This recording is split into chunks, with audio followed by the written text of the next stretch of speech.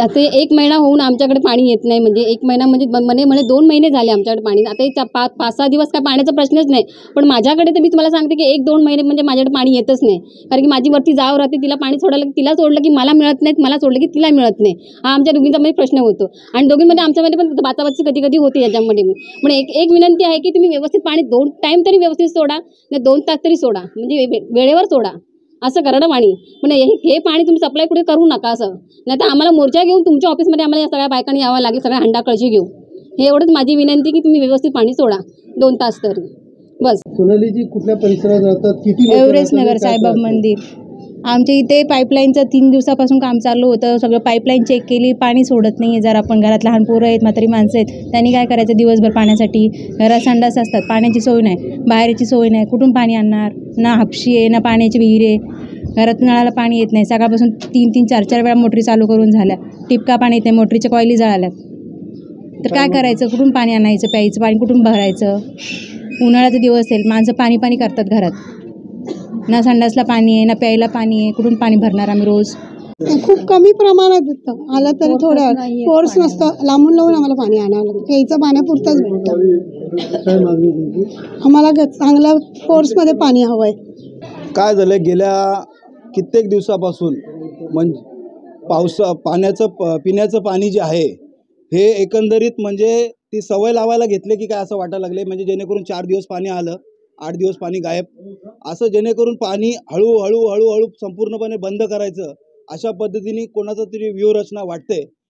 ह्याच ठिकाणी आज हे सगळ्या महिला वर्गाला आम्ही घेऊन इथं ठिय्या आंदोलन केलं, जेणेकरून पाण्याचं नियोजन व्यवस्थितपणे करून सगळ्या चाळी वर्ग आहे, 70% हा चाळींचा परिसर आहे, या चाळीच्या परिसराला पाणी व्यवस्थितपणे मिळावं आणि जेणेकरून माता भगिनींना, नागरिक महिला वर्गाला त्रास होणार नाही.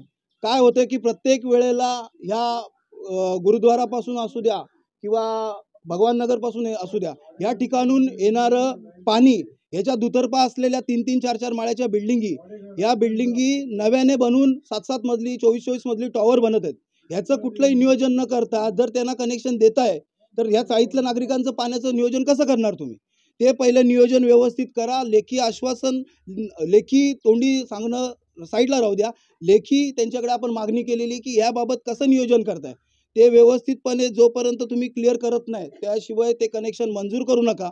नाहीतर आता फक्त आम्ही इकडे जमलोय महिला वर्ग, उद्या मुख्यालयामध्ये यायची पण आम्हाला तुम्ही स्वतः मजबूर कराल आणि आल्याच्या नंतर मग महिलांच्या संतापाला सामोरं जावं लागेल, रोषाला समोर जावं लागेल तुम्हाला. आणि एकंदरीत हा 23 नंबर वॉर्ड असू द्या, 27 नंबर वॉर्ड असू द्या, 28 नंबर वॉर्ड असू द्या, पाण्याची टाकीच नाही या वॉर्डाला. 20-20 वर्षापासून रिझर्वेशन प्लॉट पडलेले आहेत. का तुम्ही करत नाही? कोणाच्या तरी दबावाखाली, कोणाच्या तरी सांगण्यावरून टाकी मंजूर झालेली टाकी तिकडे गेली लॉर्ड शिवा पॅराडाईसला.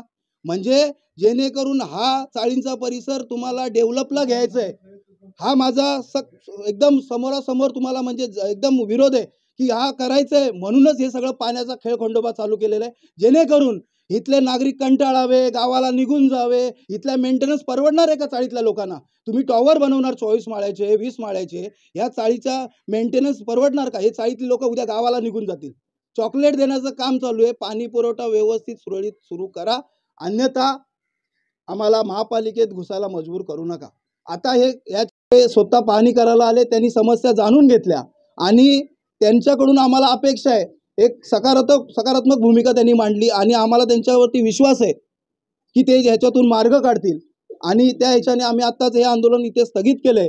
पण या 4 दिवसामध्ये, 8 दिवसामध्ये पाण्याचं एकदम कायमस्वरूपी मार्ग जर निघालेला नाही आणि नवीन कनेक्शनच्या बाबतीत ठोस निर्णय नियोजन केलेलं नाहीत तर मग शेवटी मुख्यालयामध्ये जावं लागेल.